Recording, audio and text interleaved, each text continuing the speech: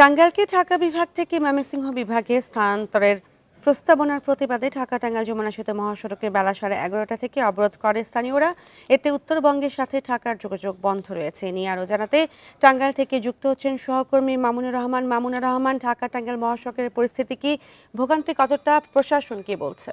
আসলে যখন বিভিন্ন সামাজিক যোগাযোগ মাধ্যমে ছড়িয়ে পড়লো যে টাঙ্গাইলকে ঢাকা থেকে আবারও ময়মনসিংহ বিভাগের সাথে অন্তর্ভুক্ত করা হবে, তখনই কিন্তু জেলার মানুষ অনেকটাই ক্ষুব্ধ হয়েছে।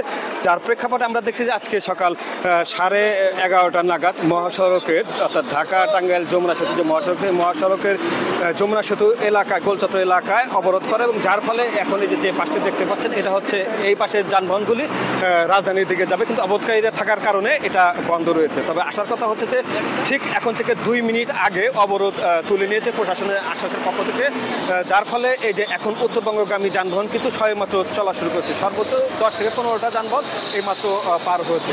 কিন্তু আমরা এই সময় দেখেছি যে অর্থাৎ এই যে 45 মিনিটের মতো যে অবরোধটি ছিল, এই অবরোধে কিন্তু বিপুল সংখ্যক যানবাহন মহাসড়কে আটকা পড়েছে। যারা আন্দোলন করছে তাদের সাথে আমরা যেটা কথা বলছি, তারা যেটা বলছে যে ঐতিহ্যগত এবং ঐতিহাসিকভাবে টাঙ্গাইল জেলা ঢাকার সাথে বিভিন্নভাবে সম্পৃক্ত। ইতিপূর্বে যখন ময়মনসিংহ বিভাগ পৃথক করা হয়, তখনও টাঙ্গাইলকে ময়মনসিংহ বিভাগের সাথে অন্তর্ভুক্ত করার সকল প্রক্রিয়াই সম্পন্ন প্রায় শেষের দিকে ছিল।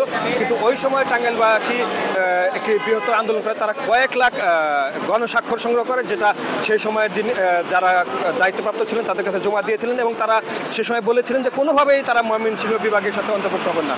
জনগণের দাবির প্রেক্ষাপটে এবং বিপুল সংখ্যক মানুষের আন্দোলনের অংশগ্রহণের প্রেক্ষাপটে সে সময় কিন্তু টাঙ্গাইলকে ঢাকা বিভাগের সাথে রাখা হয়। আবারও যখন নতুন করে কথা উঠেছে যে টাঙ্গাইলকে ময়মনসিংহ বিভাগের সাথে তোলা হবে বা রাখা হবে, এই তারপরে কিন্তু মানুষ ক্ষুব্ধ প্রতিক্রিয়া ব্যক্ত করছে, যার ধারাবাহিকতায় আমরা প্রথম দিন সকাল বেলা 11:30 নাগাদ এই মহাসড়কে অবরোধ করতে দেখেছি। তবে প্রশাসন থেকে বলা হচ্ছে যে তারা এ বিষয়ে জনগণের যে দাবি, এই দাবিটি ঊর্ধ্বতন কর্তৃপক্ষকে জানানো হবে, এবং তারা 24 ঘন্টার মতো সময় নিয়েছে যে এই সময়ের ভিতরে তারা একটি গঠনমূলক আলোচনা। জি, ধন্যবাদ আপনাকে। ঢাকা টাঙ্গাইল মহাসড়কের পরিস্থিতি জানছিলাম মামুনুর রহমানের কাছে।